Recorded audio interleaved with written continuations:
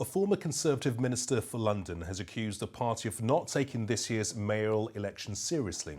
Sir Paul Scully was speaking at the start of the Tory conference in Birmingham, from where our political correspondent Simon Harris reports. My name is Susan Hall and I'm a recovering mayoral candidate. And so are you, my darling. The Conservatives have been on a losing streak in London. 5 months ago, Susan Hall failed to stop Sadiq Khan winning a third term as mayor.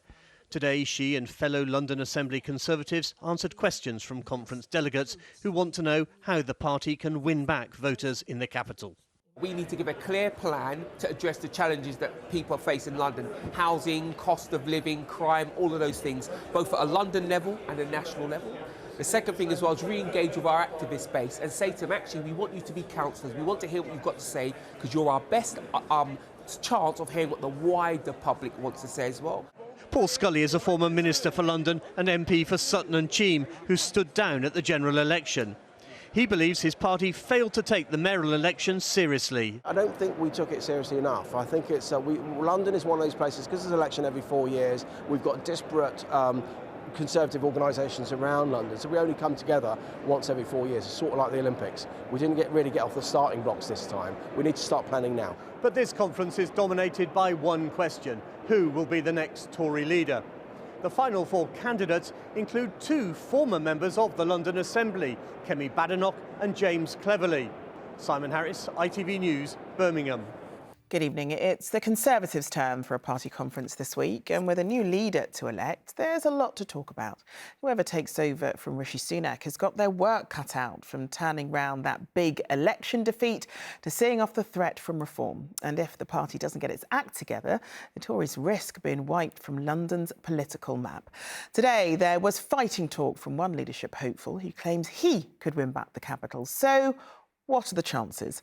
From the party conference in Birmingham, here's our political correspondent, Simon Harris. James Cleverly's CV already includes two of the great offices of state. He's been Foreign Secretary and Home Secretary. But this Lewisham-born former soldier also spent 8 years at City Hall as a member of the London Assembly. And today he promised to revive Tory fortunes in the capital if he's elected leader. People want jobs, they want homes, they want a chance to start a family and be able to afford to do all those things. We have always had an entrepreneurial message as a Conservative Party. I'm a Londoner, you know, I cut my political teeth in London. We can, we will, I will win us back in London. Cleverly's rivals in the leadership contest include Kemi Badenoch, another City Hall veteran. She made her pitch to party members today after becoming embroiled in a row about maternity pay. A lot of people are not used to a politician who says it like it is. And that is what we need to do now in this age where everybody has a short attention span. You need people who can cut through very quickly and communicate our values clearly. I think I can do that. Whoever takes over from Rishi Sunak has a daunting task. In recent years, London has increasingly been seen as a Labour city. Before the election, there were 20 Conservative MPs in the capital. Now there are just 9. Reversing that decline in the Tory vote will be a challenge. It's something London delegates all have an opinion on. Theresa Villas lost her North London seat in the Labour landslide. We've also got to show that we're a professional and united party, holding the government to account on its promises, but also when we choose our leader, to back them and put an end to internal debates and squabbles. In one of the conference side rooms, London Assembly members shared their views on the way forward, even if some of them don't know who to back. The problems in the Conservative Party are not who the leader is, it's the fact that the party is shrinking. And we need somebody who's going to be dedicated to increasing the party, because we're becoming rather old and weird, and we need more members.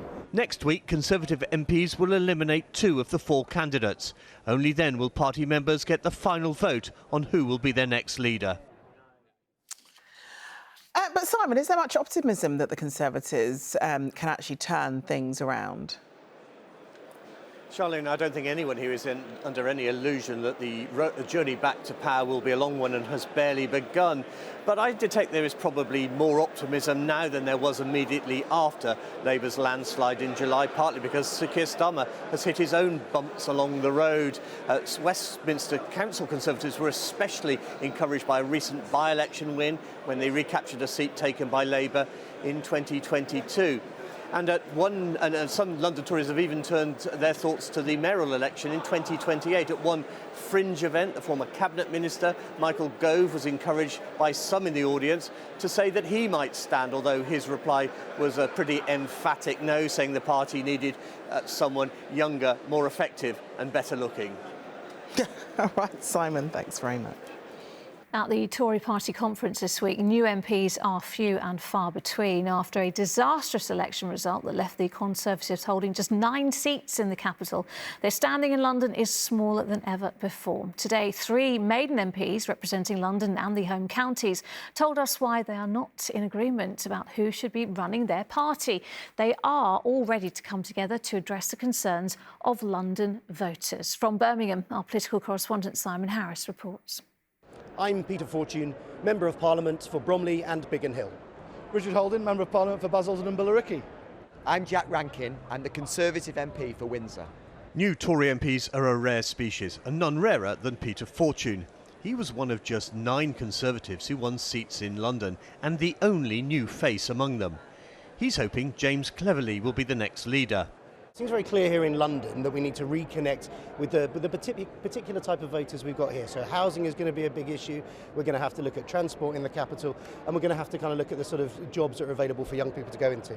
Like Cleverly, Fortune is a former member of the London Assembly. I hereby declare that Holden Richard John is duly elected. Richard Holden was parachuted into the Essex seat of Basildon and Billericay after his seat in the north of England disappeared in boundary changes. He won with a tiny majority of just 20. He hasn't decided who to back as the new leader, but does know what he wants the party to do. We need to start by analysing properly what went wrong, start by really talking about the issues that really affect people, and whether that's issues around immigration, whether that's issues around housing and ensuring it's in the right place. Compared to the other two, Jack Rankin has a relatively healthy majority of more than 6,000. He's a Robert Jenrick supporter. I think the Labour Party is making a hash of government already. I think the public know that.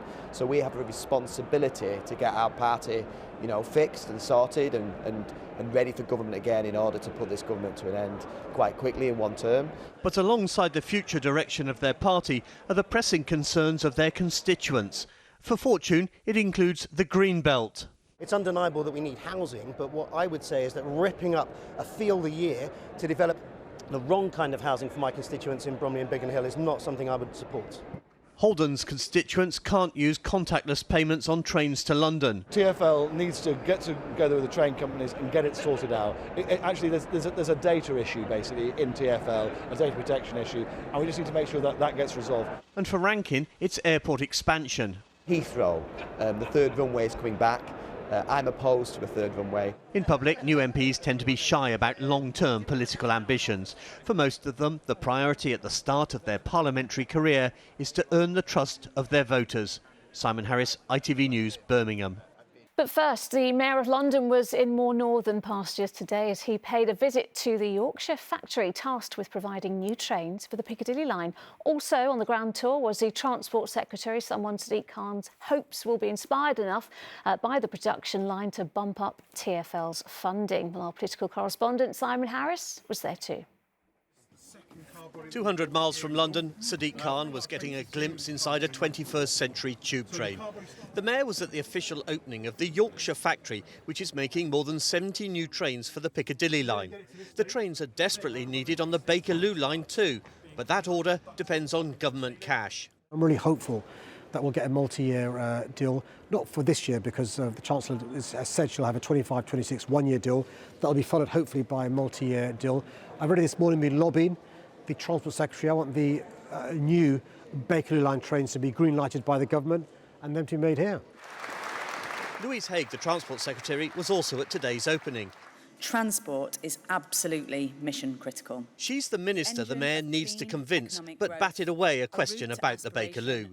You can't be in a room with Sadiq Khan for more than 5 minutes without asking for hundreds of millions of pounds, so he's done that again today.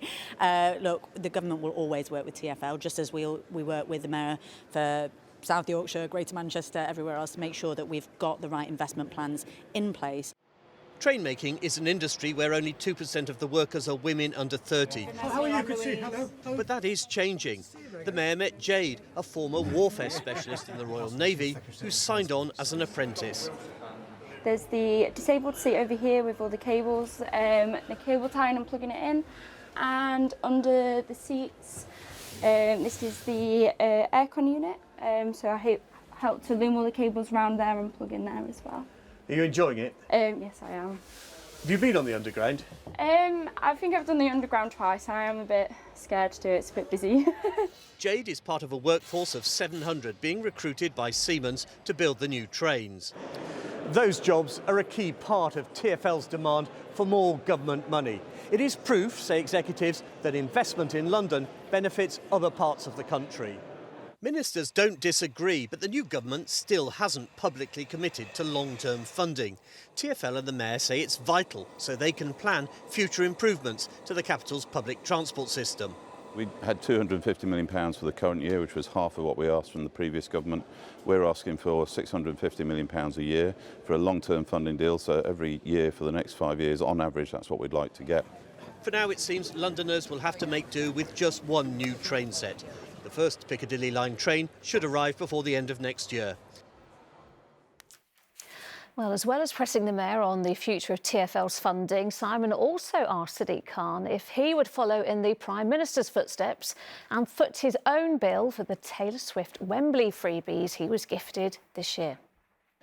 The Mayor's visit to this Yorkshire train factory came less than 24 hours after the Prime Minister announced he was repaying freebies worth £6,000, including tickets to a Taylor Swift concert. As viewers of ITV News London will know, Sadiq Khan was also given 6 tickets worth almost £1,200. So I asked the Mayor what he planned to do. I'm really proud of the fact that London was the city in which Taylor Swift played the most concerts of any city in the globe. I'm going to carry on banging the drum for London. You'll be seeing me continuing to meet with sports people, to meet with cultural people, celebrating the joys of London. So despite Sir Keir Starmer repaying, you won't? Well, I think it's really important that politicians are transparent in relation to whenever there's a receipt of hospitality, because what shouldn't happen is there be undue influence, and the public shouldn't be concerned about undue influence, and that happens when people don't declare. I've declared ever since I've been a mayor. Some would say over-declared, but that's really important because it leads to Londoners having confidence in their mayor. So Sadiq Khan is standing by his decision to accept free tickets and it seems is not going to follow Sir Keir Starmer's example.